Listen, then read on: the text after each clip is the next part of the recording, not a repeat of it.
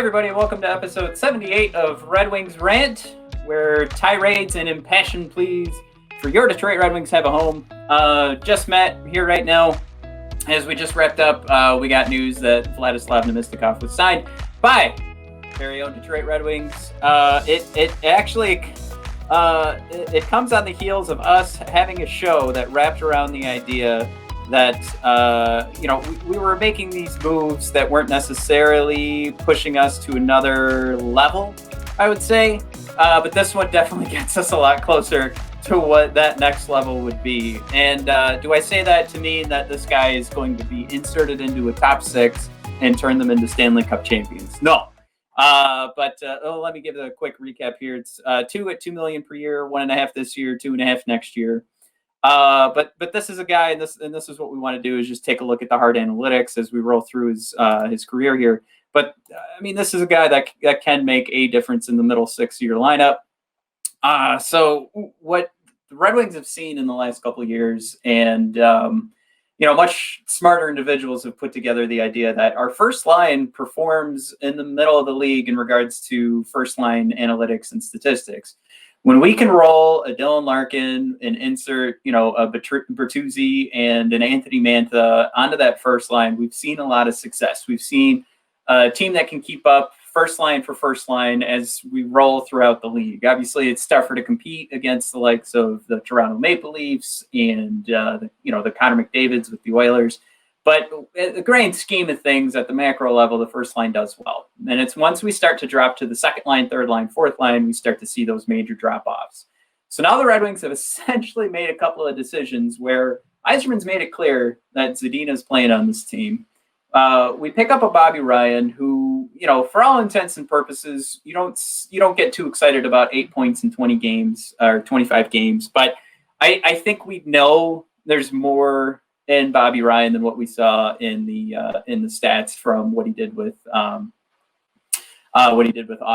So I'm going to put that as like, all right, this could really work out. Plus, Bobby Ryan's going to be a guy who's probably playing to get traded to a better situation.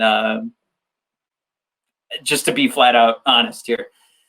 Namestnikov, again, 2 years. This is another deal that does not hurt the Red Wings. And we actually talked about, and you'll hear in the rest of the show, that was the major discussion. Like, all of these moves did not hurt the Red Wings. So basically what we want to do here, let's just take a quick look at what's going on with Namestnikov. Let me blow this up a little bit for you.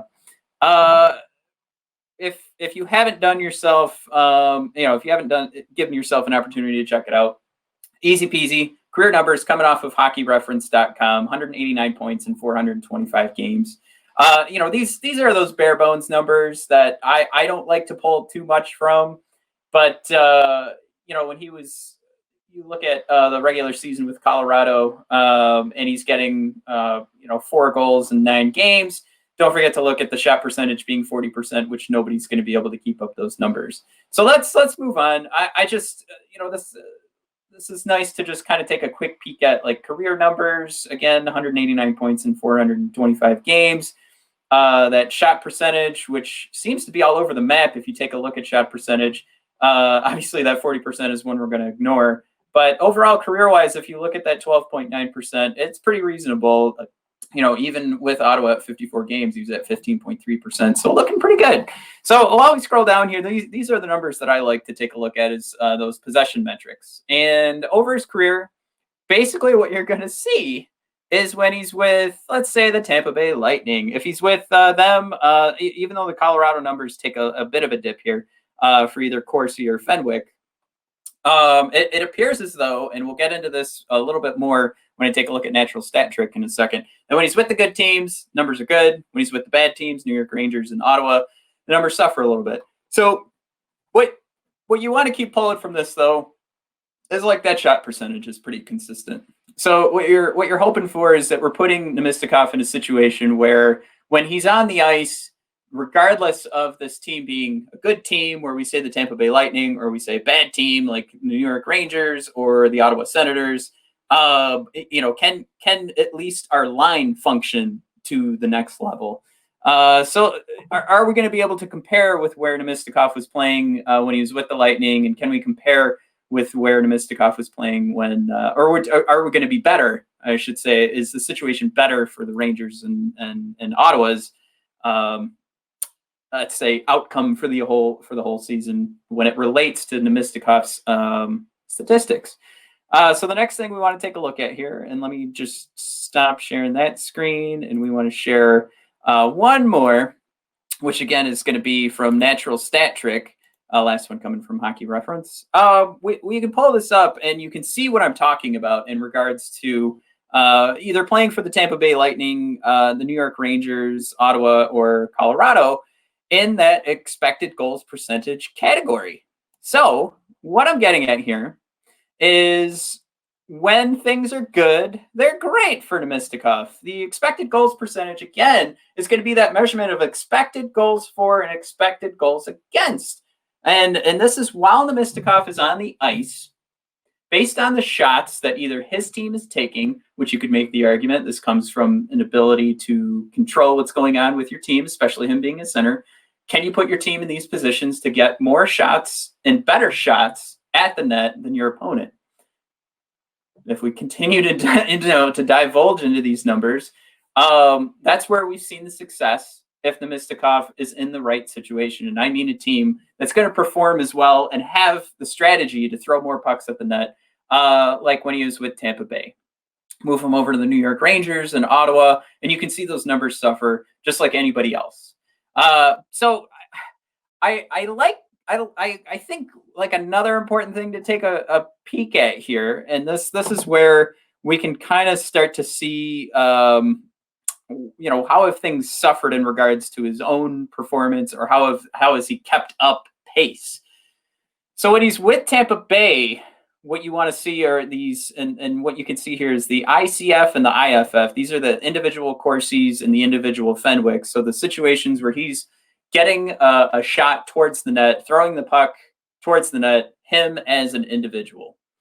And I can at least say, and we can take a peek at this right now. So the numbers are going to be a little bit shorter when you're looking at those actual, actually throwing the puck at the net. Obviously, it's going to be a lot shorter for this past season because we didn't play all the games. But as you go through, you've got kind of the middle here at 2015-16 with the 119 and the 120s at 16-17, 122. These are all with Tampa Bay. So these are those Fenwick numbers is what I'm reading through right now, that line up, so to speak, with him just being in the same range, right? That's what we're looking for. So let's take a dip down to the New York Rangers in a full season there. You could go 120s down to 113. Okay. And if we take a look at the Corsi numbers, he's in the 150s and jumps up to 160. That takes away a couple of the chances when you switch between Corsi and Fenwick. But ultimately, what we're not seeing here is a major drop off in those individual statistics where he's actually getting that production for the Corsi numbers and the Fenwick numbers. So in regards to a possession statistic, Namestnikov had not taken a huge step down himself in switching. It seems as though, based on the team stats or the on-ice stats, comparing that with his individual performance, it's more along the lines of that individual team is affecting where his stats are going based on what we're seeing, as opposed to it just being his own game dropping off. And again, you see a step up in the individual Corsi numbers for Namestnikov while he's playing with the Rangers. Now, the same thing you want to see here is in regards to those high danger Corsi analytics. So the high danger chances obviously speak for themselves. They're right in front of the net. But you see those high danger Corsi 4 numbers, again, this provided by Natural Stat Trick, kind of follow those same lines where he's in the 40s and 50s for Tampa Bay. And as we move him to the Rangers, again, where things are starting to take a step down in regards to results and winning, and the team around you isn't so great, the individual high danger Corsi Ford numbers are pretty consistent. So I'm going to make the argument, and again, this is taking a step back. By the time he's on the ice, this is taking a step back a couple of years.